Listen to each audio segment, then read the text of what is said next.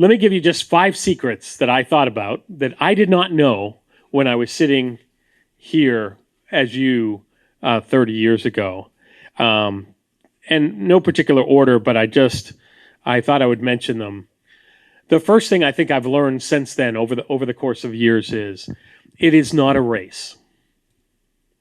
I don't know if you think it's a race, because probably to get into law school, it was a race for the LSAT.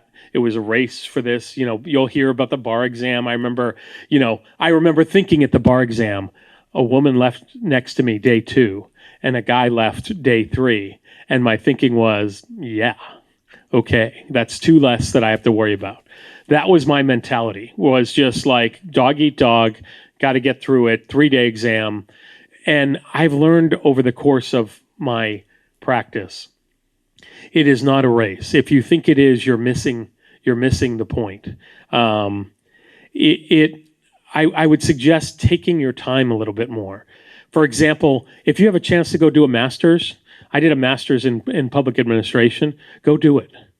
If you're sent on a deposition, I was getting sent all over the place, all over the country doing depos in my first year. But my dad had said to me, was smart enough to give me the lesson of, he said, Brian, when you go to do those things, take an extra half a day.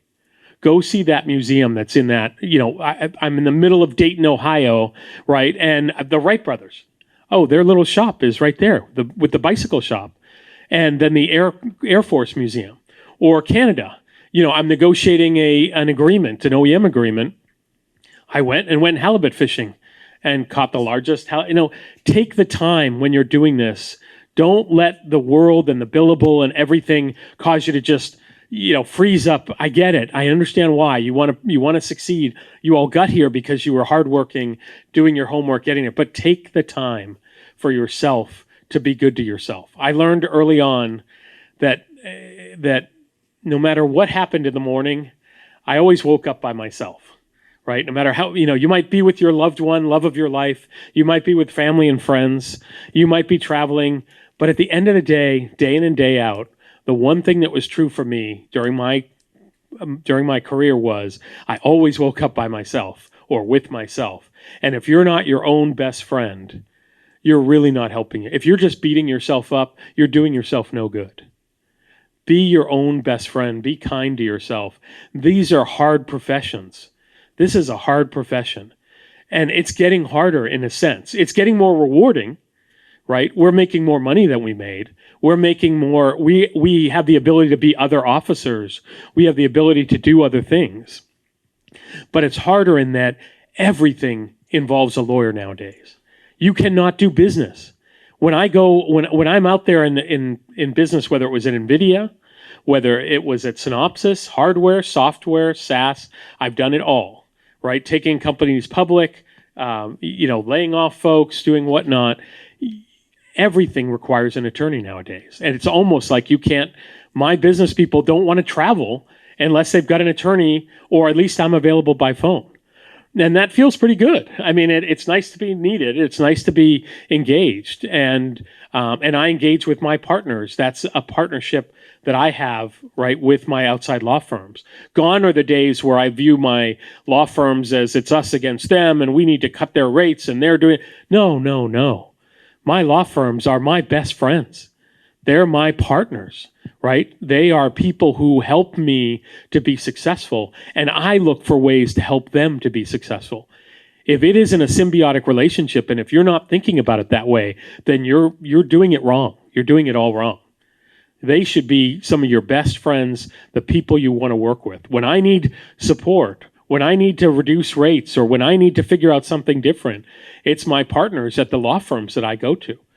The partners at the law firms are the networking that recommend me for that next job, or I recommend them. So what I said about earlier, it's a small world. So next point is relationships matter. It is a small world. And I'm saying that to my 15-year-old today. Like, if you haven't said hello to Monica, who is reception here, and remembered her name, you just missed an opportunity. I can't tell you how many times I've seen candidates come in and blow through the receptionist and treat him or her like crap and then get to the interview. And they don't know that I check in with Monica. I ask, hey, Monica, what did you think of Julie? Oh, well, she didn't have the time to even say hello. She was really upset because of the parking and da-da-da. And, it's like, you're interviewing, these are all relationships.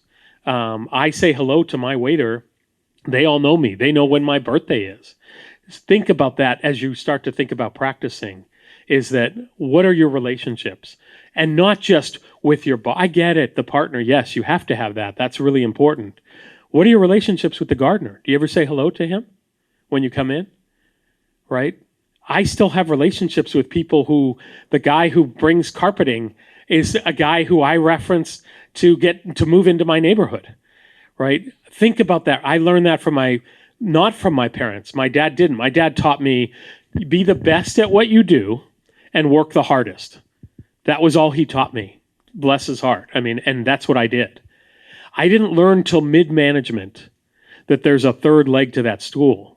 Why is it that there are people, and there may be people in this room, who might be the hardest working and done the most, most homework, most prepared, and they're not getting ahead? And I would submit, just at least check, that what I learned was the third leg of that stool is relationships. At the executive level, you are already assumed to know the content. You're already assumed to be hardworking. You're putting in the extra hours. You're on flights. You're traveling, right? At the partner level, right? You already know your skill, right? You're already putting in the hours and the work. But to me, I submit to you the differentiator is that the third leg of the stool is the relationships.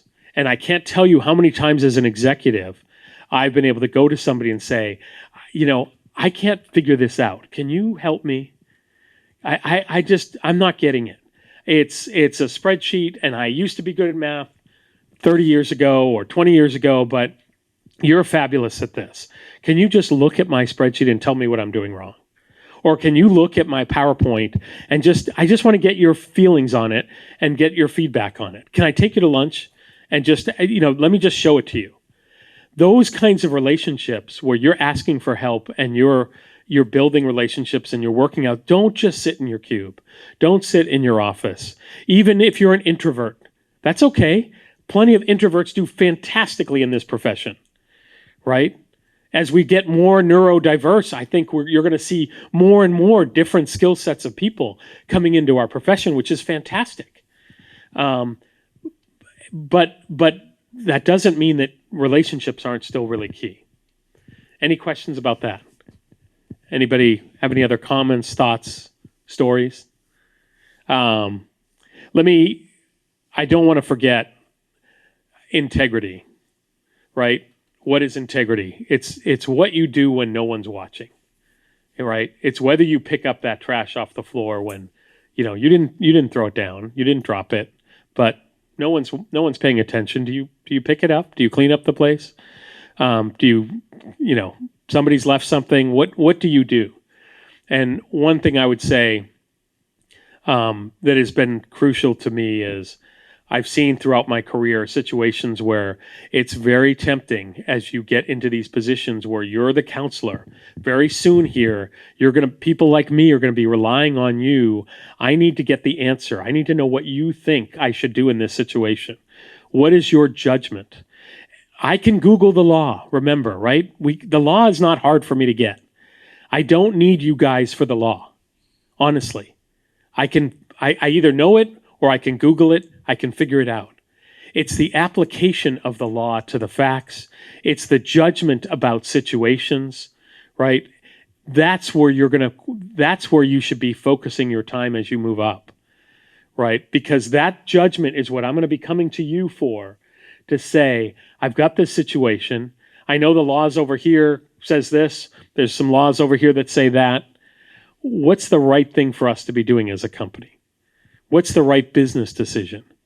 And the more that you can help develop that judgment, that's the difference between just being a lawyer and becoming a counselor to executives, to companies, to boards.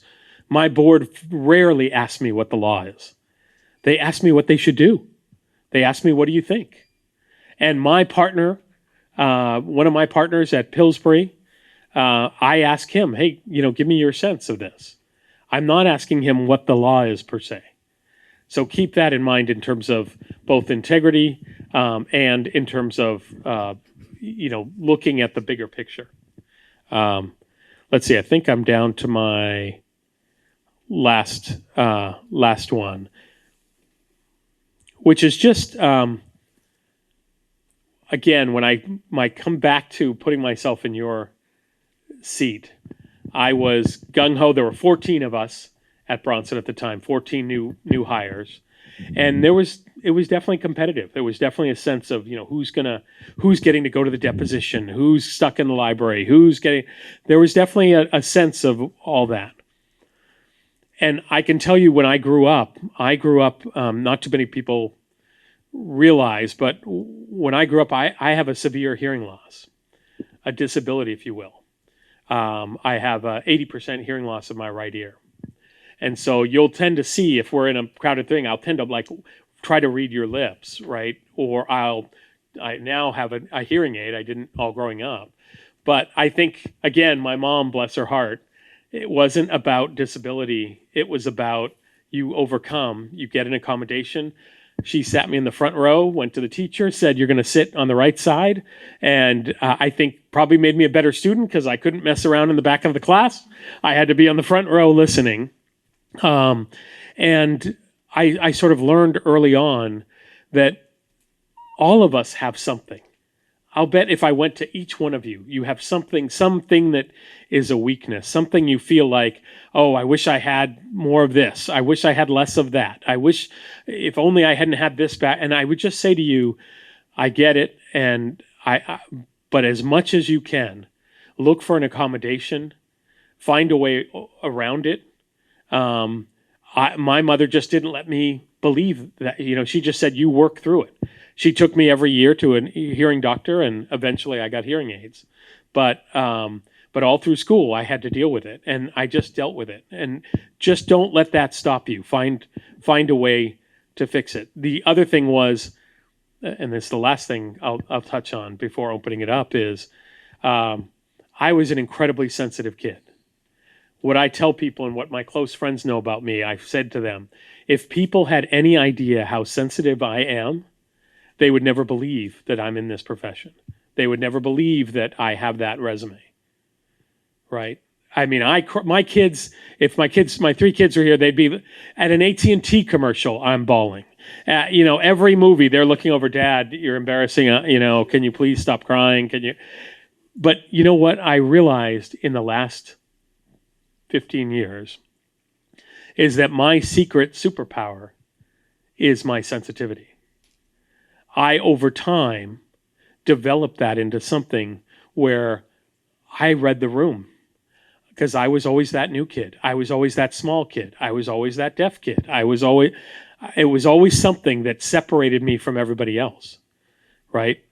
And I realized over time that having that sensitivity to other people, to diversity, to that loner over in the corner, and going and making friends with that person, to sensing what people were doing, whether they were lying, whether they were BSing me in negotiations, made me a better negotiator. And now running HR, being able to understand how people are emoting and those sorts of things, whether I'm doing a promotion or whether I'm doing a reduction. It is actually a secret superpower now that I have, that I feel blessed to have been given. And so take that, and just whatever you might perceive as your weakness, it may be that it's there for a reason. It might be that it's there to teach you something that you overcome and that makes you the best at what you do going forward.